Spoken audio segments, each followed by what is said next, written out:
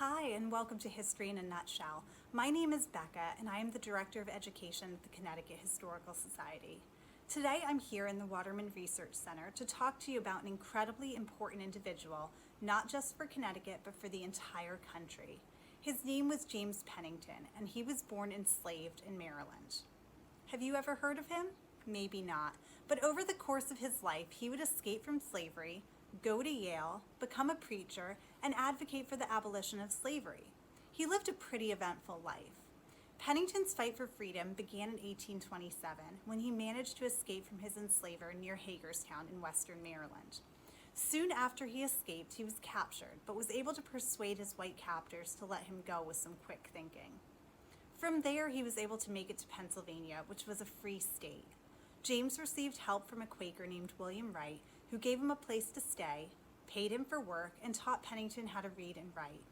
A year later, Pennington moved to New York City and took up work there while continuing his education by paying for tutors. He would eventually be accepted as Yale University's first black student, and he used his education to become a preacher. One of his first jobs was to marry the famous abolitionist and statesman Frederick Douglass to his fiancée Anna Murray. As a minister, James Pennington would serve at churches all across the country.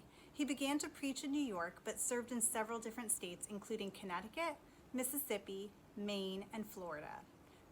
James Pennington's time in Hartford was especially important because there he used his speeches as a preacher to convince people to end slavery.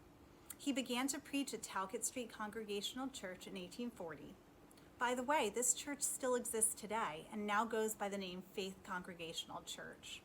During his time in Hartford, James would preach at Talcott Street and teach at a local school for black children. The Talcott Street Church was a center for religious, educational, and political gatherings, and James Pennington was at the center of it all. During Pennington's time in Hartford, the Amistad Trial began. The enslaved men and children aboard the Amistad had taken control of the ship and ended up in Connecticut.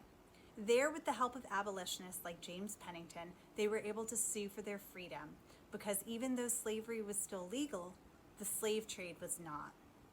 Pennington and the Talcott Street Church raised money for the Africans to return home to Sierra Leone after their successful legal fight for freedom in the Supreme Court. All this time, Pennington was technically a fugitive of the law. When he freed himself from his enslaver in Maryland, he was breaking the law, and someone could have kidnapped him and taken him back to enslavement at any time.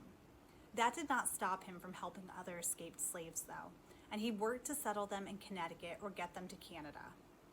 When the Civil War began, Pennington helped to raise black soldiers for the Union in its fight to end enslavement.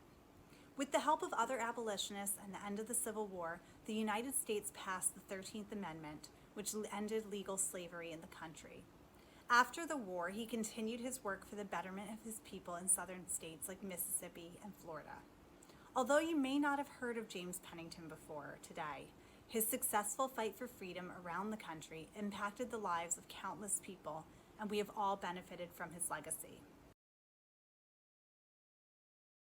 At the Connecticut Historical Society, we have some interesting documents related to James Pennington and his life here in Hartford. Here is a farewell sermon that Pennington wrote after a 2-year absence at the Fifth Congregational Church in Hartford. Here's another sermon that he wrote that now lives in our collection at the Connecticut Historical Society. This one was written on Thanksgiving Day and was preached to the Fifth Congregational Church in Hartford as well. And then we also have this history book that Pennington also wrote. Thanks for joining me today.